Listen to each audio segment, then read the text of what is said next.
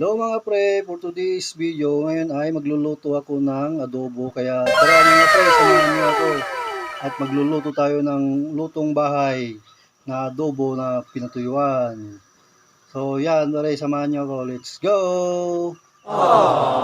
So ang gagawin ko muna ay papakuluan ko muna ng tubig hanggang sa matuyo at magmantika para may sangkot siya natin mga pre para mas masarap na kung nagmamantika. So samahan nyo ako mga pre, nagmantika na yung karne. So, haluin lang natin.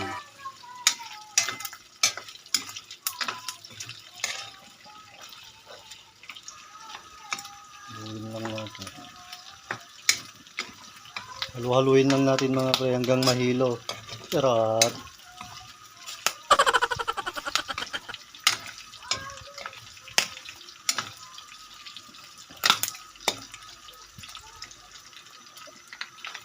Ito para pre, kaya nagluto ako ng adobo kasi ang hirap mag-isip ng ulam mga pre sa araw-araw.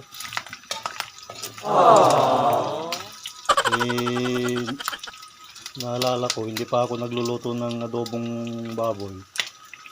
Kaya namili na kami ng karne doon sa palengke kanina.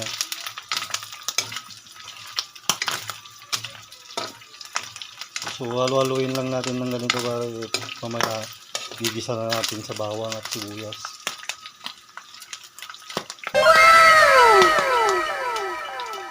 Ano bro, pag-browning lang natin para mas masarap. So ayan na pare, pati yung kanin naluto na oh. Naluto na yung kanin. Ready na to fight. So i-check na natin mga pare yung linulutan nila siya. Pwede na oh. Brown na. Pero konti pa. Aray ko. Aray. Ito ang ayaw ko mga pre, yung tumatalsik talaga. Masakit. Sakit yung talsik kasi sakit ng nasaktan. Hindi na charot. So ayan mga pre, lagay na natin yung bawang. Gisa lang natin. Alis. Tumatalsik aray ko. Pati yung anak ko nakikisali, yan tuloy natalsikan. Tatalsikan talaga. Ito yung pinakaayaw na ayaw ko talaga yung tumatalsik. So yan, ilagay na natin yung pangpagay, hindi, pangpagana, sibuyas. Joke lang yun, kayo naman. So yan, haluin na natin hanggang mag-brown yung sibuyas at bawang. Sa mga mahilig magluto dyan, comment naman kayo dyan mga pre kasi wala na akong maisip na lutuin. Tulungan nyo naman ako. So yan, halu-haluin lang natin.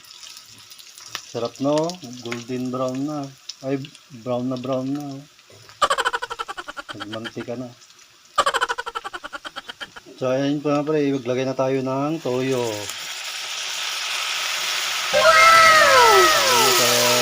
Dumikit na yung lasa niya. So ayan mga pre, haluin lang natin. Maglagay na tayo ng paminta mga pre. Maglagay na natin yung magic. At maglagay din tayo pre ng kunting tubig para lumambot pa.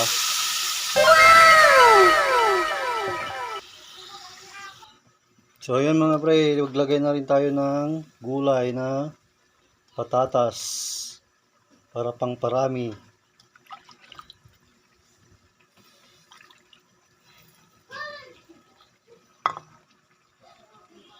So ayan mga pre, takpan muna natin. Takpan muna natin ng 10 minutes saka natin i-check ulit kung malambot na. So ayan mga pre, check na natin yung karne. So ayan, ganun ang itsura mga pre. Malapit nang matuyo. Tingnan pa natin ng konti. Kung mapapansin nyo pre, hindi na ako naglagay ng laurel, daon ng laurel. Kasi nakalimutan kong bumili kanina sa palengke mga pre, kasi nag-aapura na ako at maggagabi na, kaya hindi na ako nakabili. Nagpabili ako dito sa tindahan dito sa amin, wala naman mabili mga pre, kaya pasensya na kayo, okay? Walang siyempre maglagay tayo ng kunting suka.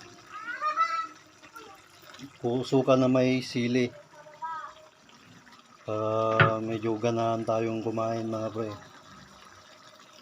Mapaparami na naman ang kain nito. Pero